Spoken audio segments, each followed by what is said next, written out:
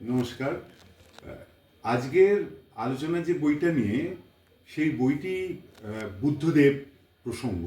যদিও বুদ্ধদেব বললেও বইটি মূলত রাজকুমার সিদ্ধার্থকে নিয়ে।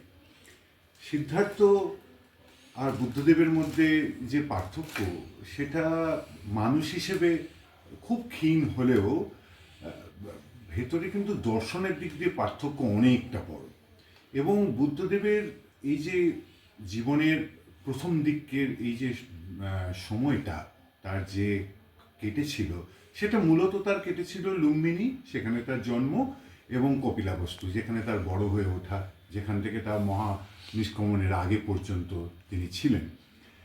এর মধ্যে সমস্যা হচ্ছে যে সত্যিকারের ঐতিহাসিকতার কোনো প্রমাণ আছে বুদ্ধের, অর্থাৎ হিস্টোরিসিটি অফ বুদ্ধা।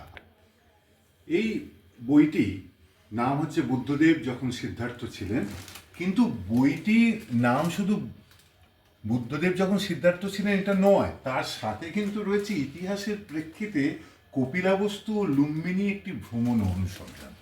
বুঝতেই পারছেন, এটি যেমন এই দুটি অঞ্চল, যেটি লুম্বিনী অঞ্চল এবং কপিলাবস্তু, তার যেমন অনুসন্ধান আছে, তার সঙ্গে রয়েছে কিন্তু ভ্রমণ, অর্থাৎ সেই তথাগতের পথ ধরে কিন্তু আমরা হেঁটে যাব।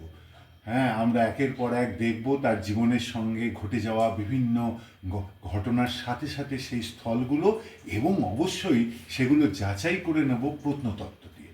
আজকে বিভিন্ন জায়গায় খনন হয়েছে, নতুন নতুন তথ্য বেরিয়ে আসছে, কিন্তু অসুবিধে হচ্ছে যে বিভিন্ন এই যে কিংবদন্তি, বিভিন্ন সাহিত্যে যেগুলো লেখা আছে, তার সাথে কি প্রত্নতত্ত্বের কতটুকু মিল।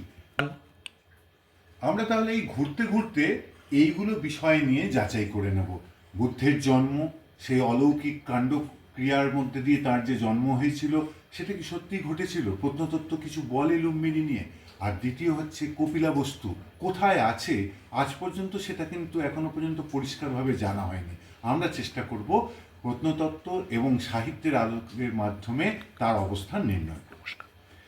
এরপর হচ্ছে শাক্যদের ধ্বংস। শাক্য জাতির ধ্বংস দেখেছিলেন বুদ্ধ নিজের জীবদ্দশায়, সেইটারও কিছু আলো এবং তার সঙ্গে অন্যান্য বিষয় আমরা এই ব্যাপারে বইতে রেখেছি, এবং সেগুলো নিয়ে একটু আলোচনা